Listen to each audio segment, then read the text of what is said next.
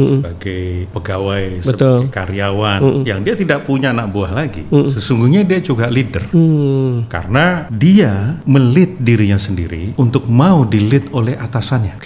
Sebab dia juga punya kemampuan untuk melit dirinya untuk menolak perintah atasan. Sesungguhnya siapa yang menciptakan penderitaan kita sendiri? Kita adalah pelaku dari penderitaan kita sendiri. Berarti kalau ada bahasa yang sehari-hari, lu drama banget loh. Berarti bisa jadi ada orang menikmati drama. Menikmati dramanya. Yang diciptakan dengan skenario macam-macam. Banyak orang sakit nggak mau sembuh kok. Lulu.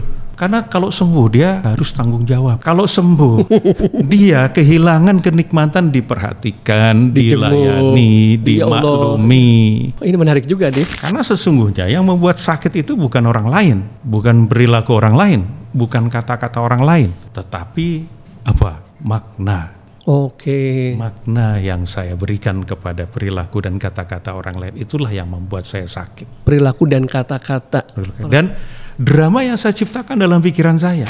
Makanya semakin banyak kita ngaji, semakin banyak kita belajar, semakin banyak kita gaul, semakin banyak kita baca, semakin banyak dengerin podcast. Sesungguhnya kita punya tabungan literasi yang begitu luasnya, sehingga kita punya pilihan untuk memberi makna apa ketika kita mengalami satu kejadian tertentu. Ini dia ya. Nah, sehingga semakin kita bijaksana. Berjumpa lagi di PikTok Podcast bersama saya Adriano Giovanni. Dan di episode kali ini saya dan kita semua kehadiran Pak Prastya M. Brata. Beliau adalah seorang mantan direktur di sebuah perusahaan nasional dan juga saat ini aktif sebagai seorang people developer. Ada yang mengatakan sebagai speaker, trainer, dan nama-nama lainnya. Selamat datang Pak Pras. Terima kasih Mas Adri. Sehat Pak Pras? Alhamdulillah. Alhamdulillah, dan terlihat lebih cerah ceria karena berbunga-bunga di pakaian. Ini dikasih teman saya Adrian dari Meksiko. Waduh, namanya kok mirip ya? Adriano Giovanni. Adrian, saya tunggu ya. Mengirim yang sama ya.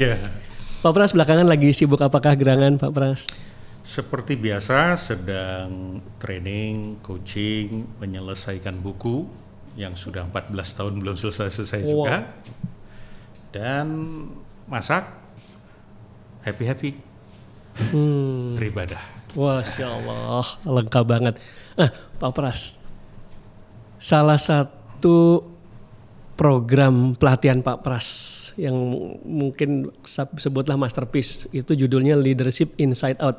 Leadership Inside Out. Betul. Nah, Pak Pras, ini apakah gerangan? Apakah ketika kita bicara leadership itu hanya untuk orang-orang yang di posisi leader, manajerial, dia punya tim atau seperti apa? Karena secara umum pasti banyak kita berpikir ya seperti itu. Ya, tapi ternyata seseorang yang sudah ada masih di bawah katakanlah sebagai pegawai, sebagai karyawan, yang dia tidak punya anak buah lagi. Sesungguhnya dia juga leader, karena dia melit dirinya sendiri untuk mau di-lead oleh atasannya. Sebab dia juga punya kemampuan untuk melit dirinya untuk menolak perintah atasan. Sesungguhnya kan, dia memimpin dirinya untuk memahami visi misi perusahaan, program kerja perusahaan, dan memutuskan untuk melaksanakan program kerja perusahaan, membaikkan perusahaan, atau korupsi uang perusahaan. Semua itu dalam kuasa dia, dalam kendali dirinya. Maka setiap orang adalah pemimpin minimal untuk dirinya sendiri. Jadi kalau dalam sebuah perusahaan itu ada 1.000 orang, maka pemimpinnya bukan 1, bukan 5, bukan 30, tapi 1.000. Oke. Ini menarik. Baru mulai kenapa udah terlalu serius sih kita? Iya, langsung Pak Pras, langsung serius. Nanti biasanya tengah-tengahnya malah agak nggak serius ya, tapi serius lagi. Oke, wah menarik banget. Berarti Pak Pras ketika tadi ini berlaku juga buat siapapun bahwa dia memimpin dirinya untuk tadi yang Pak Pras sampaikan. Lalu ketika ada orang mengatakan, wah kalau seseorang akhirnya dia jadi katakanlah tadi yang terakhir korupsi, karena dia masuk di situasi yang memang itu menjadi kelaziman, dan dia mengatakan, habis mau gimana lagi? Emang di situ ya kita ngikut aja lah, emang udah umum biasanya. Maka konteks saya memimpin diri sendiri, apakah sesuatu yang aplikatif atau hanya statement yang menarik untuk dibahas di forum seperti ini, tapi ketika di real life kata-kata itu memang lebih realistis untuk dijalankan. Nah, gimana ini Pak Pras? Ya, banyak yang mengatakan bahwa kan ada pemimpin, ada korban, ada pelaku, ada korban. Jadi banyak yang mengatakan mental korban. Oh, saya ini begini kan karena lingkungan saya seperti ini. Nah, kalau enggak, saya justru akan dimusuhi. Bener, sering banget. Saya tidak dapat bagian. Hidup saya nanti susah. Tapi katakanlah oke, di permukaan seolah-olah dia ini menjadi pemimpin. Menjadi korban betul, dari situasi. Tapi sesungguhnya siapa yang memberi pemikiran, keyakinan, kemudian aturan dalam pikiran bahwa dia harus mengikuti keadaan lingkungan, dirinya sendiri. Karena sesungguhnya dia juga punya pilihan untuk memberikan makna lain dan memutuskan tindakan lain. Hanya dia nggak mau terima konsekuensinya. Nah, gimana tuh Pak Pras? Coba kalau kita ke real opsi-opsinya dalam situasi itu. Ketika dia mau jujur, mau integritas, kan otomatis dia kemungkinan akan dimusuhi oleh lingkungannya. Yang tadi itu, betul. Yang kalau sebagian besar memang melakukan korupsi sistemik. Ya. Nah, tapi begitu dia ingat, wah kalau saya berbeda, itu saya dimusuhi dan saya tidak mau dimusuhi karena dimusuhi itu nggak enak bagi dia. Kalau saya sampai ditendang di luar sistem, saya juga nggak enak.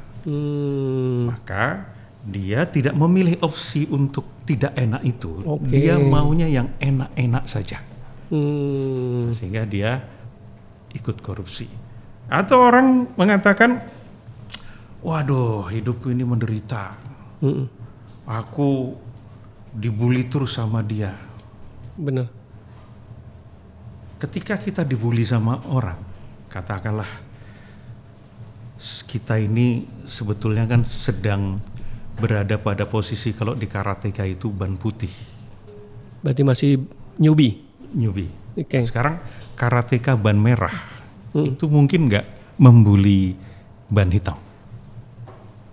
Yang lebih rendah kemungkinan lebih kecil, yang lebih tinggi. Rasanya kok jarang sekali terjadi. Bahkan hampir tidak pernah terjadi kalau orang ban merah itu membuli ban hitam dan 1 dan 2 dan kawan-kawannya. Jadi orang ban merah itu paling membuli ban putih, ban kuning. Benar. Artinya kalau kita sedang dibully sama seseorang, sesungguhnya kita sedang berada di ban putih dan kuning itu. Maka dia berani ngebully kita. Artinya kita menjadi sebab mengapa keadaan kita terjadi. Waduh, ini menarik banget nih Pak Pras. Kalau kita membiarkan diri kita begini, sesungguhnya siapa yang menciptakan penderitaan kita sendiri? Kita adalah pelaku dari penderitaan kita sendiri.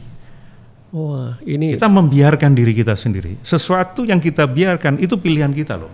Wah, ini Pak Pras, izin ya Pak Pras. Ini Pak Pras lagi hot, saya lihat nih. Oh iya, hampir. Udah mulai berubah posisi. Saya lihat juga teman-teman nih sambil berpikir, saya juga mind blowing. Karena ini banyak banget statement-statement yang istilahnya jadi, oh iya juga ya. Jangan-jangan memang tadi Pak Pras kita yang mengundang kehadiran penderitaan tadi atau bulian tadi. Tapi kan yang common, lagi-lagi yang common ya. Bahwa ya udahlah. Itu nanti pasti ada hikmah baiknya. Nah, akhirnya cepat mengambil ke situ. Kalau tadi kan berarti mungkin harus ada atau sebaiknya mengevaluasi diri tadi dengan analogi yang keren itu. Nah, ini dan kemudian tidak berhenti sampai di situ. Nah, maunya apa? Kalau maunya kita nggak dibully lagi, apa intensi kita berikutnya, tindakan kita berikutnya, action kita? Ya kita latihan terus sampai kita naik dari ban putih jadi ban kuning, ban hijau. Begitu nyamain, udah mulai ketar-ketir tuh orang kan. Betul. Ngebully kita. Naikin lagi sampai lebih tinggi dari dia. Udah, kita nggak dibully lagi. Pembuli kita takut sama kita. Benar, menarik banget. Berarti dengan statement tadi Pak Pras, ini memancing saya ingin melempar statement bahwa emang ada orang yang dengan sadar dia kan tadi emang maunya apa? Jangan-jangan memang maunya dibully. Emang ada itu situasi itu? Ada. Loh, serius nih Pak Pras? Ada. Gimana cara ini coba melogikanya? Ya kalau begini, ada yang namanya secondary gain. Secondary gain. Gain itu Secondary apa? gain Kenikmatan. itu kenikmatan Kenikmatan. yang dialami ketika dia mengalami satu kondisi yang sebetulnya dia tidak inginkan. Duh. Orang misalnya sakit, banyak orang sakit nggak mau sembuh kok. Lulu. Karena kalau sembuh dia harus tanggung jawab. Kalau sembuh dia kehilangan kenikmatan diperhatikan, Dijemur. dilayani, Ya Allah. dimaklumi. Oh, ini menarik juga deh. Nah, maka biasanya orang yang mau sembuh, mau insaf, mau beres hidupnya, itu di awal saya tanya dulu, apa ruginya sembuh? Oke, ini kayaknya buat saya dan banyak orang, ini kok kayak jadi lucu-lucuan ya. Tapi jadi, oh iya bener juga ya. Berarti kalau ada bahasa yang sehari-hari, lu drama banget loh. Berarti bisa jadi ada orang menikmati drama Menikmati dramanya. yang diciptakan dengan skenario macam-macam. Oke lanjut Pak, ini menarik banget. Misalnya orang ketagihan rokok, Oke. kecanduan shopping, kecanduan pornografi. Mm-mm. Dia sadar sebetulnya kan pengen lepas dari situ. Gitu. Betul, betul. Cuma ada state, kalau di NLP itu state di dalam dirinya, meta state yang ada dalam dirinya yang lebih kuat, membuat dirinya itu lebih nyaman untuk tidak berubah, maka dia tidak akan berubah. Disebut secondary gain. Secondary gain. Kenapa secondary purpose? Artinya kan berarti ada yang pertamanya atau yang main. Pertamanya adalah gain untuk menjadi sembuh. Oh itu Itu maksudnya. primary-nya kan. Primary-nya. Jadi secondary gain-nya lebih besar daripada primary-nya. Maka dia tidak akan menuju ke yang dia mau, primary itu. Oke. Berarti lagi-lagi kalau yang lazim misalnya kata-kata tadi mulai dari kita lihatnya yang luas di pekerjaan ya Pak Prasetya ngomongin korupsi lalu turun ke level pembulian. Sekarang kita lempar ke wah omongan dia tuh nyakitin hati gua banget. Berarti ini mirip pembulian tadi ya? Loh, how do you make yourself sakit so well? Wah, artinya Pak Pras. Jangan buang sampah sembarangan. Oh, Oh iya. Siap saya taati. Artinya bagaimana Anda membuat diri Anda sakit begitu canggihnya? Karena sesungguhnya yang membuat sakit itu bukan orang lain, bukan perilaku orang lain, bukan kata-kata orang lain, tetapi apa? Makna. Oke. Makna yang saya berikan kepada perilaku dan kata-kata orang lain itulah yang membuat saya sakit. Perilaku dan kata-kata. Dan drama yang saya ciptakan dalam pikiran saya. Misalnya seseorang yang ditikung sama sahabatnya, ceweknya diambil. Wah, itu sakit sekali kan. Betul. Wah, aku ditusuk dari belakang. Waduh, tusuk. Mana pisaunya, mana? Gak ada kan pisaunya. Iya. Artinya dirinya sendiri, representasinya sendiri, pikirannya sendiri, bioskop pikirannya sendiri, menciptakan film dalam dirinya yang membuat dirinya itu ditusuk dari belakang. Kemudian diberi makna, dihianati. Apalagi ditambah dengan aturan dalam dirinya. Maksudnya apa Pak? Tadi aturan dalam itu seperti apa maksudnya? Kan dalam pikiran seseorang itu berkumpul sekian bentuk makna. Ada belief, ada value, ada identity, ada konsep, ada understanding, Waduh. ada knowledge, ada memory, ada rule, ada intention, ada imagination, ada vision, ada fantasy, Waduh. ada expectation. Banyak banget Pak Pras, saya suruh ulang nggak bisa tuh. Ini saya pamer pengetahuan saya ini sebetulnya. Artinya ini semua sumber masalah sekaligus sumber solusi dalam hidup dia. Sumber masalah sekaligus sumber solusi. Ya, dalam pikirannya ada aturan bahwa kalau saya baik sama orang, Oke. orang pasti baik sama saya. Oh itu aturan ya? Seseorang bisa beda-beda setiap orang, makanya ini subjektif experience. Dapat saja seseorang punya aturan, kalau saya baik sama orang, niscaya orang akan baik sama saya. Oke. Itu kan aturan kan? Begitu ketemu sama orang yang ternyata gibahin dia, yang ternyata mengkhianati dia, padahal dia teman baik, sakit sekali. Dan yang membuat sakit adalah expectation dia, rule dia, value dia yang dilanggar sama orang itu. Nah, Pak Pras izin mengkonfirmasi, berarti ini bisa jadi relate dengan misalnya, wah kalau kita berbuat baik, pasti selalu kebaikan datang kepada kita. Tapi kan dalam fakta orang yang sudah banyak berbuat baik mungkin saja tadi dijahatin orang dalam konteks yang paling gampang Jahatin orang yang dia baikin coba. Apalagi itu yang lebih akan berasa atau oh iya itu jadi perasaan sakit itu ketika ekspektasi berbeda dengan realita. Apalagi itu udah berupa aturan. Ya. Dan supaya lebih firm, yang tadi Pak Pras sebutkan ada belief, ada ini itu segala macam visi. Itu berarti hasil tabungan a whole life sampai dengan saat ini. Betul. Dari berbagai sumber yang didengar, yang dilihat. Betul. Begitu ya Pak Pras ya? Makanya semakin banyak kita ngaji, semakin banyak kita belajar, semakin banyak kita gaul, semakin banyak kita baca, semakin banyak dengerin podcast. Sesungguhnya kita punya tabungan literasi yang begitu luasnya, sehingga kita punya pilihan untuk memberi makna apa ketika kita mengalami satu kejadian tertentu. Ini dia ya. Nah, sehingga semakin kita bijaksana. Punya banyak pilihan. Punya banyak pilihan, kita bisa berjeda, kemudian ini pikiranku kalau begini berguna atau tidak. Kita evaluasi, self evaluation. Wah, ini tidak berguna. Maka apa yang lebih berguna? Tapi kalau melakukan ini, saya mau ngomong sama dia untuk membuat dia tidak mengulangi perbuatan buruknya, tetapi kok rasanya nggak nyaman saya masih marah. Maka kita punya sumber daya, tenang. Maka marahlah yang tenang. Nah, ini keren banget. Marahlah yang tenang dan penuh rasa hormat. Nah, ini tolong dijelaskan Pak Pras. Ini kan marah. Ini nggak jelas ini. Ini belum. Saya jelas banget nih. Marah tenang, tapi kan ini keren banget karena lagi-lagi marah itu biasanya membara, berapi-api, hujatan, kata kasar. Tapi marah dengan tenang ini berarti tetap rasa marahnya ada. Ada. Tapi tenang. Tapi di eksekusinya ada perasaan yang mendukung kita. Kalau tadi kan marah doang nggak berguna nih. Bisa membuat saya yang mau ngomong A kok jadi B. Gitu. Yang maunya menasihati kok jadi mengumpat, kan bisa begitu. Tapi ketika saya butuh ketenangan, berkomunikasi, ini kayaknya cocok nih. Nah, maka kita panggil resource dalam diri kita, pengalaman ketika kita tenang, kemudian kita ambil rasa tenangnya, kemudian kita apply tenang. Tapi dia lebih tua dari saya. Oh, kalau gitu dengan penuh rasa hormat, respect. Oh, keren. Sesungguhnya kemampuan kita untuk memimpin diri kita sendiri, berespon, menjawab pertanyaan hidup, respons yang berguna, itu adalah karya kita sendiri, hasil kita memimpin diri kita sendiri.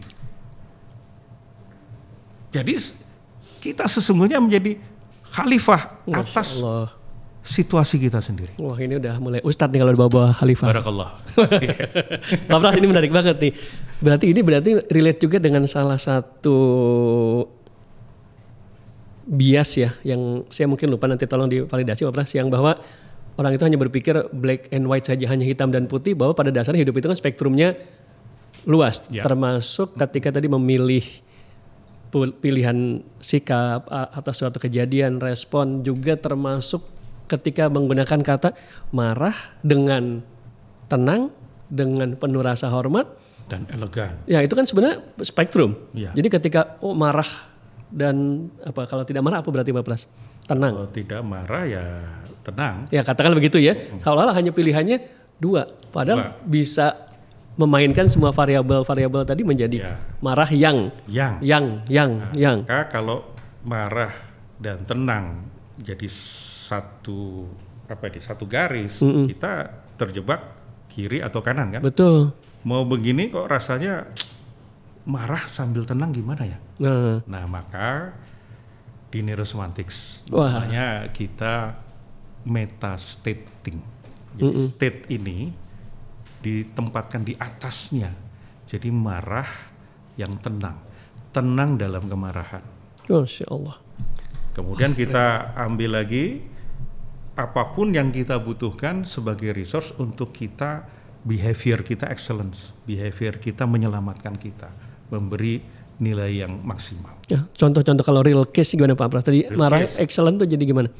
Marah, ketika kita marah, karena apa dulu kan? Betul. Marah, oke, saya terima, saya marah. Jangan ditolak. Karena marah itu simptom, sama dengan demam. Oh, gejalanya. Gejala. Betul. Ya, kan nggak mungkin kita ke dokter, dok, saya demam dok. Lu kamu jangan demam, nggak mungkin. Ya sudah, terima demamnya, kita cek apa masalahnya. Betul, penyebab akar masalahnya. Akar masalah ya begitu juga begitu kita sedang marah, kita cek. Saya izinkan dulu. Saya mengizinkan diri untuk marah, karena ini adalah bagian dari diri kita kok. Nggak ada emosi positif negatif. Semua emosi itu positif, karena untuk menjadikan kita lebih baik. Saya marah, oke. Kemudian kita cek kan, marah ini adalah tanda, sinyal, alarm, simptom. Berasal dari mana? Oh, ada nilai-nilai kejujuran, integritas saya yang dilanggar sama orang itu. Oh, ada harapan saya yang tidak diwujudkan oleh orang itu. Oh, ada aturan yang dilanggar sama orang itu. Setelah kita tahu, oh ini ngapain kan? Nilai-nilai kejujuran, integritas, aturan ini tetap bagus. Sekarang pilihannya kan saya yang mengutak-atik pikiran saya yang menyesuaikan, adjust map saya, adjust aturan saya, atau saya yang mempengaruhi orang itu untuk dia yang mengadjust diri terhadap aturan. Pilihan kita kan cuma dua. Betul. Begitu kita sadar, oh ini aturan ini masih bagus. Ini diperlukan untuk membuat perusahaan kita, organisasi kita baik. Kalau gitu orang itu yang perlu mengubah perilakunya. Misalnya datang lebih tepat waktu, lebih jujur, lebih integritas, lebih peduli sama orang dan seterusnya. Nah, kan kita nggak bisa ngontrol orang itu. Betul, karena di luar. Kita hanya bisa mengontrol diri kita untuk influence orang itu supaya dia mau menerima pesan-pesan kita, harapan kita, nasihat kita, sehingga dia memutuskan sendiri untuk mengubah dirinya. Wah, luar biasa ini. Nggak bisa kita kontrol. Ya. Orang yang nggak bisa mengontrol dirinya cenderung akan mengontrol orang lain. Maka yang kita kontrol apa? Pikiran, perasaan. Nah, untuk mengontrol perasaan gimana? Ya itu tadi, marah saya terima, kemudian saya beri tekstur, kualitas yang saya perlukan, supaya ketika saya influencing saya itu efektif, excellence. Nah, saya perlu apa? Kalau marah kan saya nggak efektif berkomunikasi. Supaya efektif saya tenang. Nah, karena saya tahu butuh tenang, saya ambil resource berupa experience saya di masa lalu, diambil state-nya. Oh, saya tenang kalau pagi-pagi nongkrong. Ya, tenangnya saya ambil set, saya apply, tenang, dengan elegan, dengan karismatik, boleh, dengan happy. Nah, tuh kan. Bisa. Ya. Jadi berkomunikasi marah yang tenang dan happy. Nah, marah yang tenang biarin tuh. dan playful. Pasti pada, ini apaan sih? Karena tadi dikotomi black and white tadi thinking kan. Sekarang dibeginikan. Bukan keren. diginikan lagi, tapi sekedar diginikan saja. Luar biasa. Pak Pras, ini kan Peak Talk Podcast. Ya. Peak itu adalah para peak performer, orang-orang yang punya achievement, prestasi istimewa. Maka saya sementara menyimpulkan bahwa seperti Pak Pras sendiri juga, orang-orang yang punya karir luar biasa, achievement luar biasa, dan bisa maintain dalam jangka panjang tentu dengan dinamika-dinamikanya, saya melihat mereka melakukan, menjalankan yang Pak Pras sampaikan, mereka menjadi leader untuk dirinya sendiri, baik mereka peak performer yang juga hadir ke sini sebagai olahragawan, sebagai akademisi, sebagai CEO, ternyata iya ya, mereka menyadari bahwa semuanya fokusnya adalah kepada hal yang dalam kendalinya, yang keluar di influence. Nah, apakah kalau tadi Bapak menyebutnya neurosemantik, bisa dikatakan nggak Pak? Artinya mereka tuh nggak ngerti ilmu ini secara definisi ilmunya, tapi mereka kalau kita pretelin, ini yang tadi Pak Pras sampaikan dengan labeling judul apa, terus ada istilah apa, bisa begitu nggak Pak Pras? Ya bisa. Jadi neurosemantics itu kan ilmu tentang bagaimana manusia beroperasi. Jadi ini bukan tentang benar salah, tapi tentang ketika seseorang memilih maknanya, memilih aturannya, memilih pengetahuannya, memilih identitasnya, memilih value-nya, maka pilihan itulah yang akan keluar sebagai perilaku. Jadi how semantics does our neurology to perform. Oh my God. Nah, jadi bagaimana makna itu dikeluarkan dalam bentuk perilaku sehingga performance-nya itu terserah mau excellence atau mau jatuh. Ini semua tergantung ini. Tuh, kenapa mesti kata-kata gitu, Pak? Ini kata-kata ini ngeselin sebetulnya. Gimana? Mau excellent apa mau jatuh? Mau jatuh, ya terserah. Kan kita pilihan. Itu dia yang kerennya Bapak ya. Iya. Kan kalau kita terbiasa untuk excellent, padahal tadi ada yang mungkin mendapatkan secondary gain dengan mau jatuh. Mau jatuh atau pikiran-pikiran dia adalah program dari apa yang dia maknai di masa lalu, pengalaman masa lalu, dia belajar di masa lalu sehingga pelajaran, prinsip, ide, keyakinan, nilai-nilai, aturan itu dia bawa sampai sekarang. Yang ternyata kalau dulu berguna sekarang udah nggak berguna karena konteksnya sudah berubah. Tapi dia tetap ngotot dengan namanya frame of mind, bingkai berpikir. Kalau bahasa modernnya paradigm, paradigma ya. Yang lama untuk situasi yang baru. Nanti begitu mentok-mentok. Jadi masalahnya mentoknya, jatuhnya itu bukan terletak di perilaku dia sesungguhnya, tetapi di peta pikiran yang dia gunakan sebagai pemandu dia untuk berperilaku. Ini ngawang-ngawang nggak kita? Iya, nah, kita konkretkan kalau gitu. Sekarang Pak Pras, tadi ada kata-kata supaya kita bisa memilih banyak opsi ketika merespon suatu kejadian, ada literasi. Nah, sehingga supaya pemahaman kita selaras dengan teman-teman, definisi literasi apa sih? Mungkin kalau banyak awam berpikir literasi itu seringkali dikaitkan dengan membaca. Apakah itu saja atau apa definisi literasi? Ya, membaca sebagai salah satu pintu. Betul. Intinya itu memasukkan pemikiran-pemikiran, ide-ide yang kemudian dapat kita maknai. Jadi sebenarnya memasukkan makna-makna.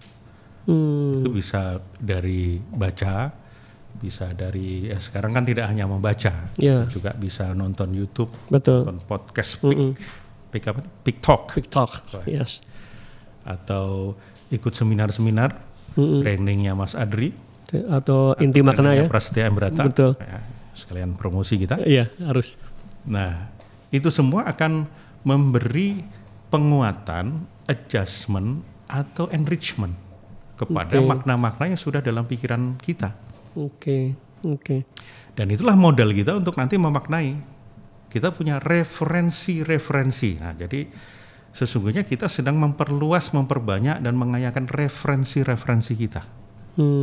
Ini benar salah berdasarkan referensi apa? Ini boleh tidak berdasarkan referensi siapa? Nah, sehingga kita dengan tidak gampang menjudge situasi, menjudge orang dengan hanya itu yang kita punya. Misalnya kalau dia bisa mengatakan, wah semua laki-laki itu buaya, itu berarti referensi dari mana? Mungkin hanya 1, 2, 3 lelaki yang dia punya pengalaman yang dia tidak suka, kemudian menjudge brengsek itu lelaki. Padahal belum tentu lelakinya yang brengsek itu. Wah, ini mulai lagi nih.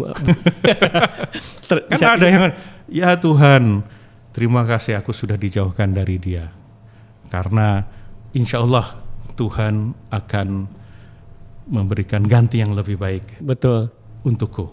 Siapa tahu untuknya. Oh iya, berarti si masalahnya itu dirinya sendiri ya. Introspeksi. Wah, ini karena maknanya hanya itu yang dia tahu. Wah, ini untuk mengikuti statement-statement Pak Pras diskusi kita ini hanya orang-orang yang sanggup untuk tidak bertahan nonton podcast ini. Ini gue kayaknya begitu juga, jangan-jangan saya termasuk saya juga. Kita menggunakan bahasa hikmah, doa sebagai tanda kutip tadi ya, pelarian dari hal-hal yang sesungguhnya itu lebih tepat. Nah, Pak Pras ini menarik banget di era sekarang, di mana kalau zaman dulu saya mungkin 20 tahun lalu itu kita mendapatkan salah satu sumber literasi itu dari baca koran, dari nonton TV, dan validasinya lebih kuat dengan asumsi kuat itu bahwa di situ ada jurnalistik, kode etik jurnalistik yang mengeluarkan berita ada pagar-pagarnya, melanggar ada hukumnya, bikin iklan mesti ada dalam kurung advertorial untuk menandakan bahwa ini tuh iklan loh. Nah sekarang ketika tanda kutip semua orang bisa menjadi jurnalis tanpa kode etik melalui sosial media, maka ini bisa menjadi challenge ketika kita belum berhasil menjadi pemimpin untuk diri sendiri. Kita mudah tergiring opini yang ya seperti yang mungkin Pak Pras tahu ya, sekarang orang bisa bikin clipper, bikin beberapa akun, dia bikin narasi untuk menggiring ini sebagai suatu kebenaran yang sebetulnya belum tentu. Wah berarti ini makin relate banget Pak Pras ya di zaman sekarang ya. Semakin dibutuhkan kemampuan kita untuk sadar, aware. Langsung kenapa jadi sadar Pak? Kenapa untuk sadar? Karena itu pintu perubahan kan di kesadaran. Kalau kita nggak sadar apa yang terjadi pada situasi yang terjadi pada diri kita, kemudian kita juga tidak tahu apa pikiran kita ini sudah benar atau tidak membawa kita kepada kebaikan atau justru merugikan orang lain, membawa kita selamat di kampung akhirat atau justru kita terjerat api neraka di kampung akhirat kan. Kalau tanpa kita didasari oleh kesadaran seperti itu, ya kita menjadi tidak sadar. Kita berada di dalam situasi yang ya kita tidak sadar. Seperti film Matrix itu kan Neo itu berada dalam matrixnya, sehingga dia merasa karena matrixnya baik-baik saja, ya baik-baik saja hidupnya, padahal lingkungannya nggak baik-baik saja. Begitu juga dengan sebaliknya. Maka Morpheus itu mentornya Neo dalam film Matrix itu kan menawarkan pil biru, pil merah atau pil biru. Kalau pil merah Anda tetap berada di dalam matrix Anda, kalau pil biru wake up Neo, the matrix has you. Anda akan bangun.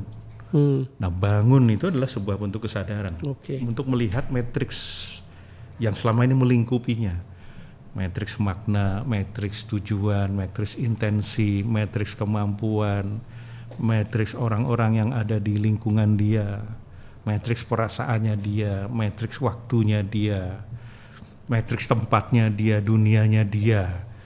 Itu akhirnya bisa dilihat, oh ini makna itu nggak berguna lagi, maka ganti.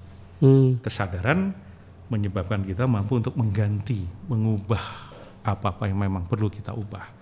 Dan betul, begitu kita kan sebenarnya memaknai berdasarkan referensi, berdasarkan bioskop pikiran yang kita bentuk dari pengalaman kita bersentuhan dengan dunia luar melalui panca indera. Ya. Nah, apa yang terpapar pada kita ini mudah sekali masuk menjadi alam keyakinan. Kalau dia hanya sebagai pikiran, belum jadi alam keyakinan saja nggak masalah, just a thought. Tapi begitu di-confirm, yes, this is true for me, ini benar bagiku, maka begitu kita mengatakan benar saja, itu sudah masuk ke belief system, dan we will experience, we do something based on belief system kita, apa yang kita yakini kan. Nah masalahnya suatu pemikiran masuk bisa kita yakini dengan mudah kalau dia diulang-ulang. Ya itu dia. Banyak berita diulang-ulang. Betul. Kalau disampaikan oleh orang yang punya otoritas. Otoritas, betul. Kita mengidolai influencer ini. Apapun yang dia omong, kita lebih percaya daripada orang yang kita hate. Kita hatersnya orang gitu. Apapun yang dia omong meskipun kebenaran kita nggak suka. Itu bias kan. Betul. Kemudian kalau ada di literatur tertentu, di buku. Kemudian kalau ada similarity, artinya orang-orang pun juga melakukan hal yang sama, oh itu kebenaran. Itu aku yakini sebagai kebenaran. Kalau dia dibungkus dalam frame agama, wah itu gampang sekali masuk. Ya, berdasarkan ayat ini, hadis ini, maka ini begini, oh masuk sekali. Nah masalahnya ini kan belum tentu, belum tentu benar, belum tentu akurat, terdistorsi juga. Nah challenge saat ini memang seperti itu. Masalahnya kualitas sebuah negara itu tidak ditentukan hanya oleh human capital, tetapi social capital. Apa maksudnya Pak Pras? Bahwa negara kita ini Kalau kita hanya pinter sendiri-sendiri, Oke. tidak memintarkan orang lain, Mm-mm. itu kita bisa menjadi korban dari ketidakpintaran orang lain. Nah, realnya gimana Pak Pras? Ya, kita lagi jalan baik-baik, tahu-tahu ditabrak orang yang mabok, Oh, yang pakai trotoar, padahal trotoar itu kan nggak boleh. Nah, saya tambahin nih, Ya. yang naik motor lawan arus. Motor lawan arus. Kalau disuruh balik lebih galak. Nah, kalau kita nggak memintarkan mereka itu, maka kita sepintar apapun nggak punya dampak apa-apa untuk membangun masyarakat dan bangsa kita menjadi lebih baik.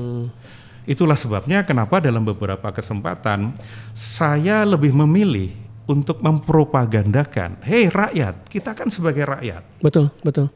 Pemimpin itu lahir dari rakyat kan. Iya, Kita pilih mereka, maka mereka lahir dari pilihan kita. Iya, betul. Kalau kita nggak pinter, kita bisa bayangkan pemimpin apa yang lahir dari kita yang nggak pinter. Wah, ini dia. Wong IQ rata-rata kita aja 87 di bawah. Pak Pras jangan dikencengin udah. Tahan. Benar. Terus. Nanti takut dibilang SDM rendah kita. Iya, memang iya. Atau IQ jongkok gitu. Nah, artinya pemimpin itu lahir dari rakyat. Selama kita masih di posisi rakyat, yang dalam kendali kita ya kelakuan kita sebagai rakyat. Maka pintarkan diri kita, ajak lingkungan kita untuk kalau di jalan raya ya antri. Kalau ada berita-berita yang membawa kepada perpecahan, itu diwaspadai. Wong kita dilahirkan ini saya banyak ngomong ya, sorry ya. Iya harus dong. Anda jangan terlalu banyak tanya sama saya banyak ngomong ini. Lah sampai mana tadi? Lah orang kita ini lahir di Indonesia itu kan nggak minta. Ya. Berarti dia takdir dong. Ya, takdir. Kalau sesuatu yang dalam kendali kita intervensi, kita berubah, itu namanya nasib. Tapi kita nggak bisa mengubah diri kita, kenyataannya kita ini orang Indonesia. Artinya takdir kan lebih kuat dari nasib. Itu ketentuan Tuhan. Oke. Kita ditakdirkan sebagai orang Indonesia, pasti ada pesan, pasti ada misi. Purpose, kenapa kita dilahirkan di Indonesia, bukan di Papua Nugini, bukan di Timor, bukan di Amerika, bukan di Israel, bukan di Palestina. Apa itu? Jagain tempat kita lahir, Indonesia. Jangan bikin perpecahan. Jangan ngerusak negara kita sendiri. Ini gimana? Saya langsung berapi-api nih. Saya langsung ingin berkontribusi for the nation. Ya. Pak Pras, ini menarik banget nih. Beberapa waktu yang lalu saya melihat postingan Pak Pras. Tadi betul banget terkait dengan ketika kita bersemangat menghujat pemimpin dan lupa bahwa kita adalah orang yang juga berkontribusi karena mereka bagian dari kita. Yang kedua terkait tadi berlalu lintas. Saya hanya pengen memahami aja. Ada hubungan nggak Pak Pras dengan perilaku-perilaku berlalu lintas yang tidak tertib? Yang mungkin untuk teman-teman yang belum baca, di situ beliau menyampaikan mulai dari sulitnya mendapatkan jalan.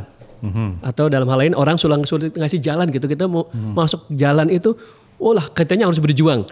Terus yang juga kalau lagi ada antrian, bukannya ikut antrian, dia mau balik arah, dia nyerobot. Atau naik motor di trotoar tadi. Itu hal-hal sederhana tanda kutip di lalu lintas. Itu akan ada hubungan nggak dengan behavior yang ketika orang tersebut di suatu pekerjaan tertentu atau di bisnis tertentu, perilaku itu sebetulnya wujud dari sesuatu yang lebih strategis atau ya enggak, itu memang lalu lintas saja. Ada seperti itu nggak Pak Pras? Ya, memang kita manusia ini sistemik. Jadi kadang-kadang keberhasilan kita sebagai pemimpin di kantor itu bisa dipengaruhi oleh bagaimana dia memperlakukan asisten rumah tangga dia di rumah, atau tetangga dia, atau tetangga dia di masjid, atau di jalan raya. Jadi kita tuh perilaku nggak terkotak-kotak kok. Jadi selalu ada value yang akan sama. Mas Adri hobinya apa? Hobinya? Ya. Hobinya saya baca. Membaca? Ya. Apa pentingnya membaca?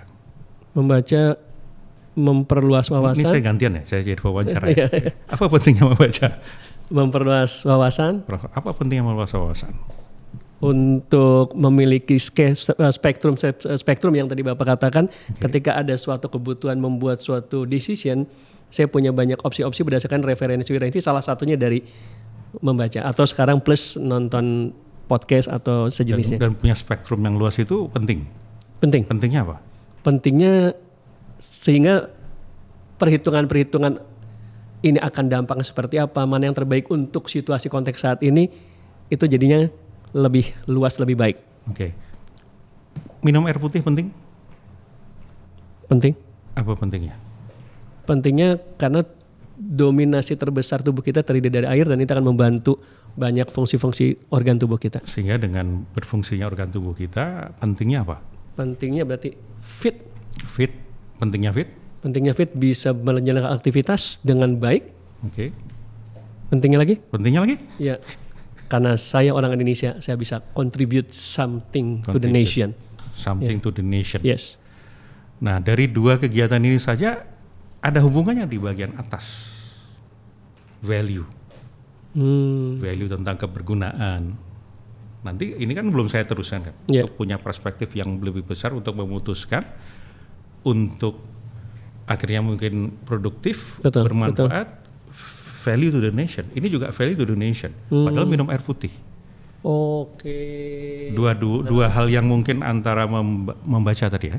Iya. Dengan minum air putih mungkin nggak berhubungan kan?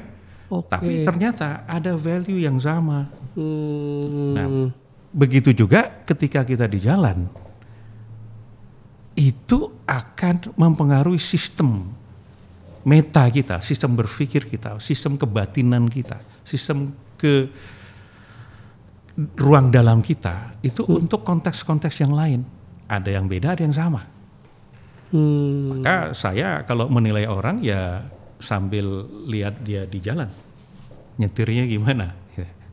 Ada teman saya yang menilai ini orang bisa kerjasama enggak dari cara dia makan.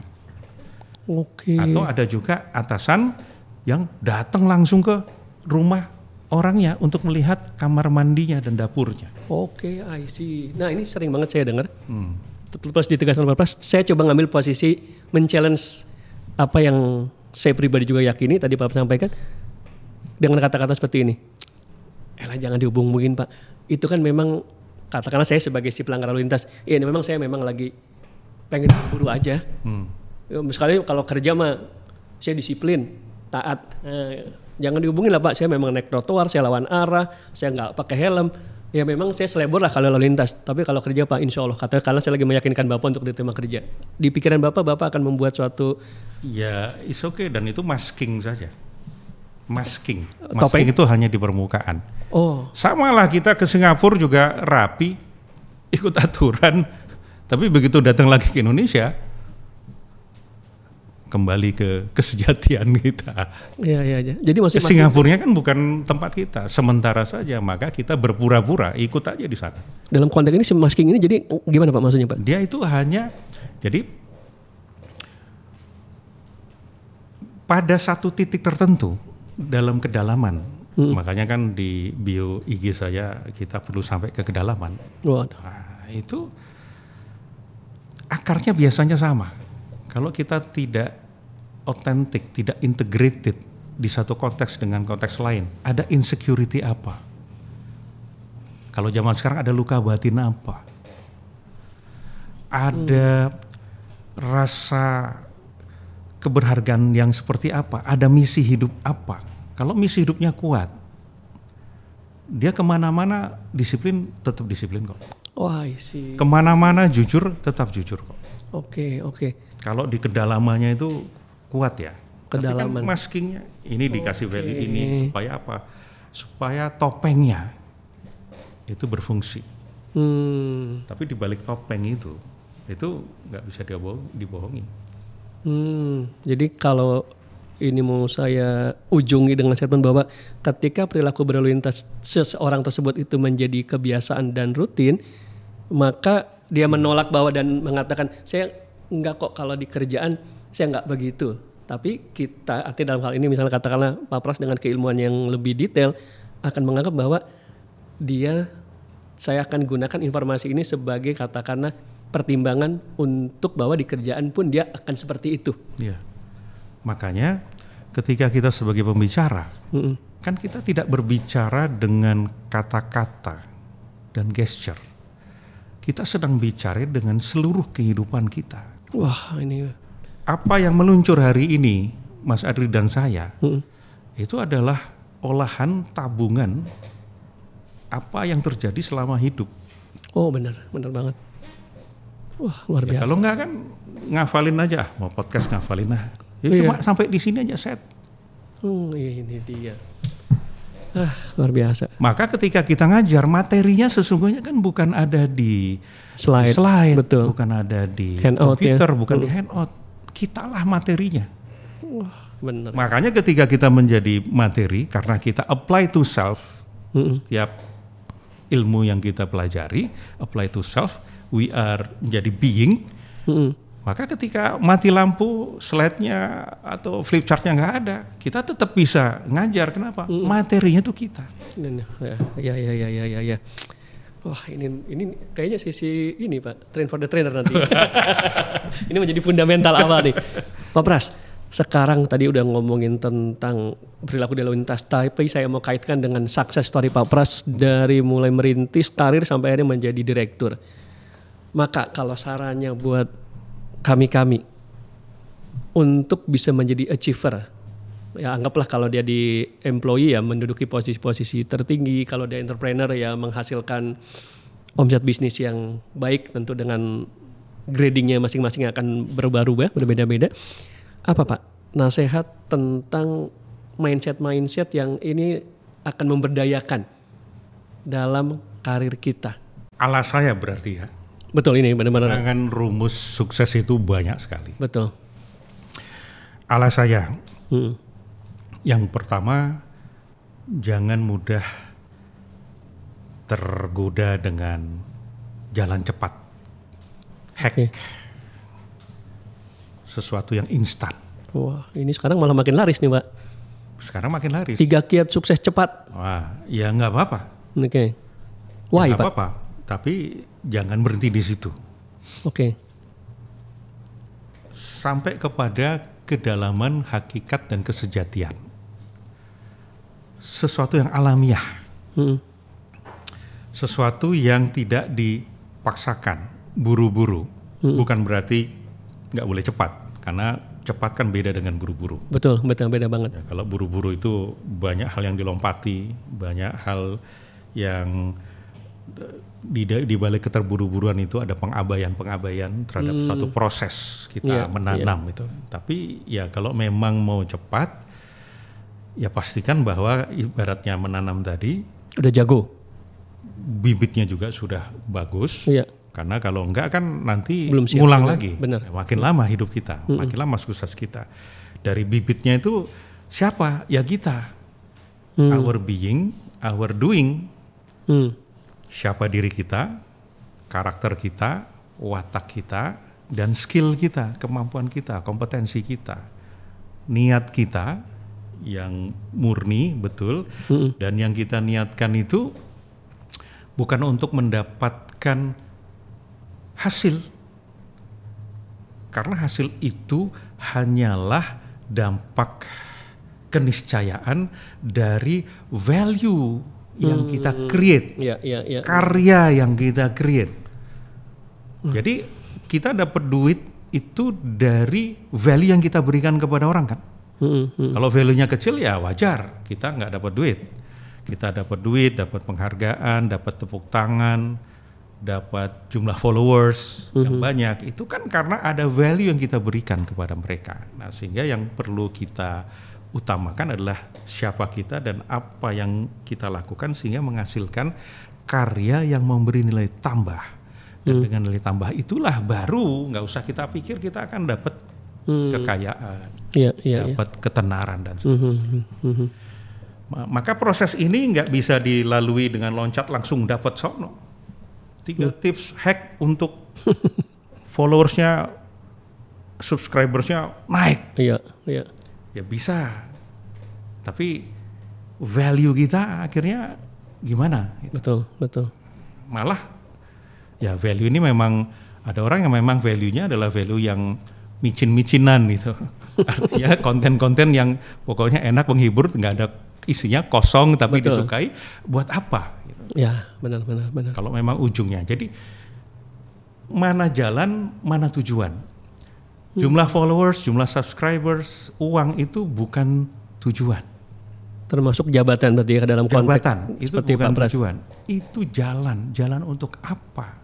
Itu dulu. Tapi dengan situasi tadi sempat kita bahas tentang trigger, walaupun kita tadi betul ya bahwa kita memimpin diri sendiri dengan trigger postingan, flexing, apapun membuat orang lebih mudah fokus cepat kepada tujuan, sehingga esensi tadi si value yang diberikan seringkali tadi ya tershortcut atau bahkan jadi gimmick. Nah, gimana untuk menjaga bahwa tetap kita saya tetap bisa menjaga di yang kan tadi kata-kata Pak, jangan tergoda dengan instan. Ya. Nah, gimana jadi Pak supaya kita ketika kita punya tujuan akhir, tujuan bagaimana kita, jadi kan yang tahu tujuan kita diciptakan sebagai manusia atau tujuan penciptaan ini apa? Wah, saya ditanya lagi nih. Tadi air putih, sekarang apa nih? iPad, Pak. iPad. Ya. Pad lah ya. Tablet itu. Tablet, betul. Tujuan penciptaan tablet ini yang tahu tujuannya kan Penciptanya. yang membuatnya kan. Betul. Nah, bagaimana tahu dia itu sudah mencapai tujuan penciptaan? Dari yang menggunakan. Nah, maka bagaimana? Jadi pada saat kita men-set tujuan penciptaan kita, tahu bahwa kita ini untuk apa tadi, value, nilai tambah bagi orang lain kan. Nah, maka selama hidup di dunia, kalau orang lain itu mengenang saya, dia akan ngomong apa tentang saya. Nah, itulah sebetulnya gambaran tentang tujuan kita di dunia. Karena Rumi mengatakan, jangan cari pusara di bumi, cari pusara di hati manusia. Wah, apa Pak Pras tuh? Ya itu tadi, ketika kita meninggal ada pusaranya, nggak ada artinya apa-apa. Tapi bagaimana ketika kita meninggal, pusaranya itu ada di hati orang-orang, stakeholders kita, karena itulah pusara sebenarnya. Itulah yang menjadi indikator bahwa tujuan kita di dunia itu sudah tercapai karena orang-orang yang menggunakan kita ngomong begitu tentang kita. Oke, jadi bukan sibuk ngerapi-rapihin. Nah, dari situ, ya? dari tujuan itu barulah kita tentukan jalan. Tapi jangan menjadikan jalan itu sebagai tujuan. Aku harus punya jabatan itu, aku harus sekolah di sini. Itu cuma jalan. Kalau kita udah punya tujuan, kita mentok di satu jalan, ada jalan lain kok. Saya ke sini, saya tahu tujuannya di studio ini. Yeah. Tapi begitu di jalan, wah kok di sini biru, di sono ngantri. Akhirnya saya ke sini kan. Apakah saya dikatakan salah jalan? Atau keliru jalan? Saya hanya mengambil jalan yang lebih jauh. Makanya yang tadinya nggak ada 1 jam sampai sini 1,5 jam. Nanti itu lagi reloading. Artinya apa? Kita tidak terpaku pada satu jalan. Begitu juga dengan jabatan, podcast ini, akun ini, pendidikan kita, itu semua adalah jalan-jalan kita menuju tujuan. Orang nggak tahu tujuan, menganggap jalan sebagai tujuan. Nah, ngotot harus lewat jalan itu. Iya. Wah, makin ini ya. Makin membara Pak Pras. Saya ngintip. Karena makin tersesat.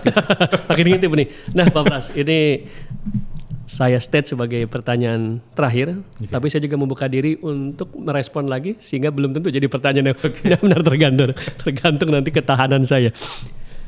Tapi tadi belum selesai loh. Belum. Tadi kan jangan tergoda dengan jalan instan. Nah, yang kedua, tadi ditanyakan apa sih sebetulnya kunci untuk dalam karir itu sukses? Betul. Ya belajar. Belajar untuk bisa menjawab setiap pertanyaan hidup. Wah, aduh. Pertanyaan hidup ya? Pertanyaan hidup. Keren. Karena pada saat saya kan masuk perusahaan itu ijazah SMA. Dan posisi saya sebagai tukang ketik, admin. Surat segala macam. Suatu ketika ada bos saya, kepala divisi, datang saya. Pras, Gimana cara kita memenangkan persaingan ini? Saya kan bingung. Wah, Admin, tukang ketik. pertanyaannya luar biasa itu. Di atas saya itu ada kepala divisi, kepala seksi, kepala bagian, kepala divisi. Jadi itu kan sebetulnya pertanyaan yang cocok untuk kepala bagian. Kenapa kok ditanyakan kepada saya? Nah begitu, kenapa kok ditanyakan kepada saya? Ini saya perlu bisa jawab loh. Pertanyaan bos saya almarhum Pak Parwanto ini. Akhirnya apa? Begitu saya menyelesaikan kuliah D3 saya meneruskan ke FEUI, ambil manajemen konsentrasi pemasaran karena memang kita divisi pemasaran. Tujuannya apa? Bukan untuk saya naik pangkat, bukan saya cari muka. Saya mau bisa jawab pertanyaan Pak Parwanto. Makanya saya perlu belajar, menyiapkan jawabannya. Jadi belajar itu adalah kita menyiapkan jawabannya yang ketika nanti pertanyaannya muncul kita sudah punya jawabannya. Sehingga hidup kita itu enggak menderita, enggak susah, enggak sulit. Sulit itu kan, ujian sulit itu karena kita belum tahu jawabannya. Nah itu dia ya. Begitu kita tahu jawabannya, ujian jadi ternyata gampang. Nah itu dua aja. Saya udah nunggu lagi. Kira ada yang ketiga. Iya, tapi itu benar banget ya. Tadi belajar untuk bisa menjawab pertanyaan hidup ya.